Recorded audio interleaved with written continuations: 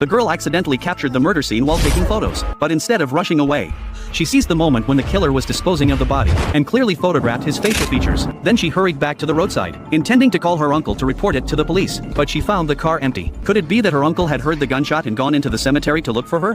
Thinking this, she hurried back, as she suspected.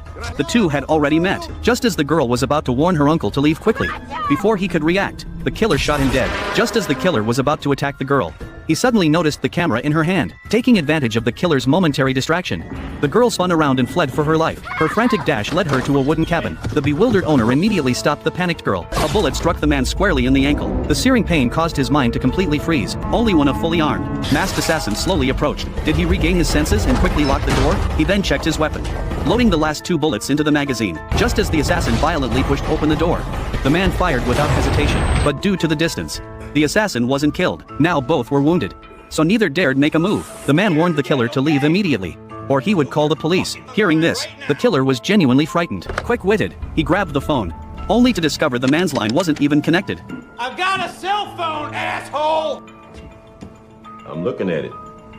The killer then made a demand: hand over the girl, and he would leave at once. Seeing the girl's innocent eyes, the man thought of his son, who had died unexpectedly not long ago. He firmly promised the girl he would protect her. Then he had her fetch the medical kit. After briefly treating her wounds, he had her fetch additional items: spare light bulbs, a towel, and a cup of water. Though confused by his intentions, the girl complied without question. Wrapping the bulbs in the towel, he smashed one with force. Under the girl's stunned gaze, he scattered the shards directly onto the staircase. Now, even if we're not here, we'll hear him if he tries to go upstairs. Cool. What's the water for? We're drinking.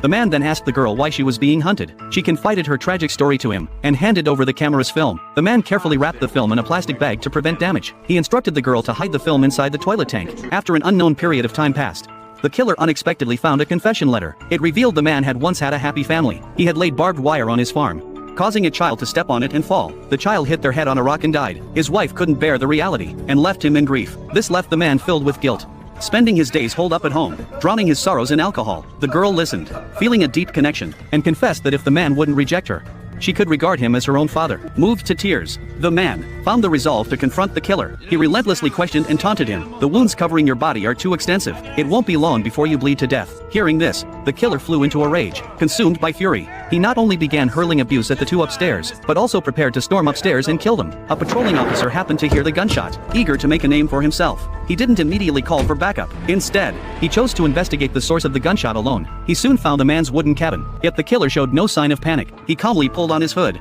ready to teach this rookie officer a lesson.